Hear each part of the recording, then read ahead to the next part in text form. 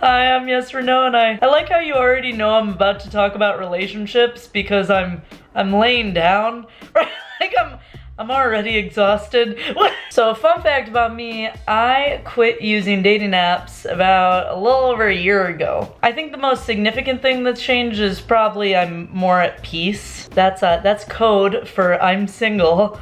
Oh God, dear God, I am so single. I haven't even talked to a boy in 5 weeks. No, but really in the past year and couple months since I stopped using dating apps, I've dated about 10 different men.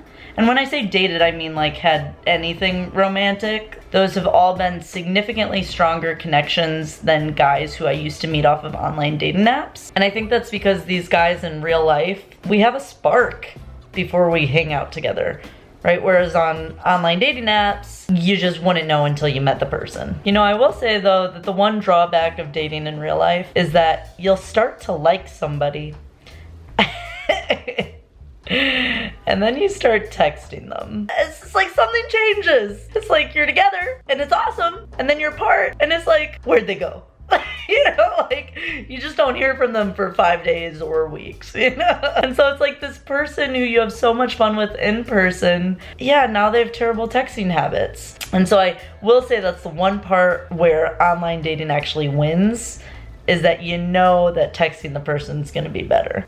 Oh, and one thing I really want to address, I know a lot of people have this myth that like if you meet somebody in real life that they'll treat you better, right? Because they'll see you as more of a human and feel more accountable. Not true. I have found that the way somebody treats you doesn't so much depend on the way that they meet you, right? Like the platform or the place, but it depends more on the integrity of that specific person. What is going on with this? It's like the camera's going like that, like we're on a boat or something. We're not on a boat, we're on a bed. I know some of you would rather be on this bed than on a boat, huh? Remember? Okay. Moving on. So, okay. You probably want to know, yes or no, how do you meet all these people? Let me tell you. Soccer. Honestly, that's how I've met the majority of guys. So that's one way you can meet somebody, is doing something in which the social scene is heavily skewed to the other gender. When I go to soccer, it's me, one other woman, and then like 12 men. There are so many guys, I almost named my team the Bachelorette. No! But ways that I met other guys, I met one guy through a birthday party.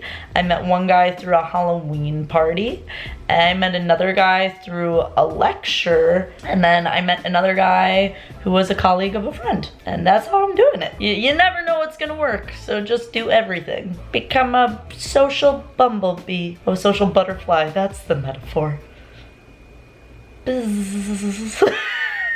The other interesting stats from the past year: 5 of the guys I've dated have been older than me, 5 of the guys have been younger. Some of the horror stories from the past year are that one guy overslept our date by 4 hours, and the date was at 2 p.m. So he somehow slept until 6 p.m. Other horror stories, this one dude didn't tell me before we started to get involved that he was applying for a job in Sweden that he was likely gonna get, and then he got it and he moved to Stockholm. Yeah. The camera is just as shaky as his story was. Anywho, I've done all this dating and I haven't fallen in love with anybody. It's funny though, because there has been one guy who's been in and out of my life for the past year. Somebody who I do love. But that guy I met from Hinge and is not healthy. Speaking of healthy though, that's probably the best part of this real life dating thing. I feel healthier now than I did a year ago, and definitely healthier than I did 2 years ago. I feel very close to peace.